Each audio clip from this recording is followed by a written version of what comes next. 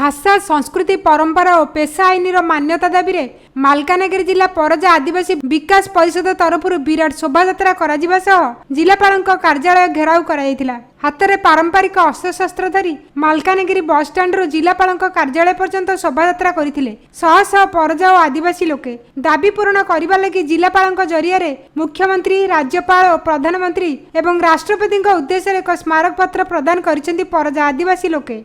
परजा समाज विकास दाबी देते कि प्रॉपर क्वार्टर पठाइबा आम प्रॉपर क्वार्टर को पठाई देव फॉर फर्दर एक्शंस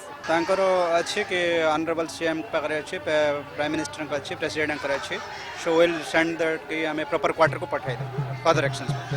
देखो आमर जो आम जो समाज आसुचु सेटा हूँ परजा समाज जहाँकि आमर भाषा संस्कृति परंपरा जो रही बर्तमान पर्यंत मान्यता मिलनी तेणुक आम दाबी करूँ से तत्सहित आमर यहाँ 5th शेड्यूल एरिया तो आम पेशा आईन को किभली भाव में एठारे मालकानगिरी अविभक्त कोरापुट जिले में आमर ये लागू कर आम सब 10 दफा दाबी आम माननीय राष्ट्रपति तत्सहित प्रधानमंत्री एवं राज्यपाल एवं मुख्यमंत्री जिलापाल जरिया देवाक आसलु। वर्तमान अदिम आदिवासी मध्य 62 जाति जो जनजाति आमर जो भारत सरकार रो इंडिकेशन रे अच्छी तेणु आम ताकू आशा करूँ आम गोटे पारेंगा परजा गोटे अदिम आदिवासी आदिवासी मानकर लैंग्वेज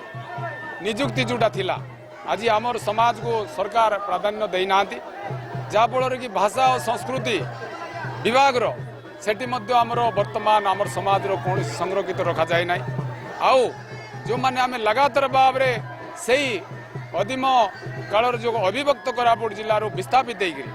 जो आम आज मालकानगिरी जिले में अवस्थित रहीचु आज एपर्यंत गरडीय कंडे ना कि जमी कौन थैतान व्यवस्था करा जाए राज्य और केंद्र सरकार को अवगत करवाई जे आमको से सरकार स्वीकृति देथिबा जो 62 जनजाति मध्य आमको संपूर्ण भाव में अग्राधिकार आवश्यक रही आमर पारंपरिक वेश आउ भाषा आउ आमर संस्कृति आमर जो लिपि वर्तमान रही सेटा मद्रास प्रेसिडेंट बेले जोटा रही आमर लोक मैंने पुनर्जीवित करने जो आशा जो स्वप्न रही आम सरकार पाखे अवगत करूँ। मालकानगिरी ईपीएरू Banshidhar Mudili report EPA news. एमिती आउ किछि नुआ नुआ खबर जानिबा पई आम ईपीए चैनल को लाइक शेयर एवं सब्सक्राइब करने को भूलंतु नहीं।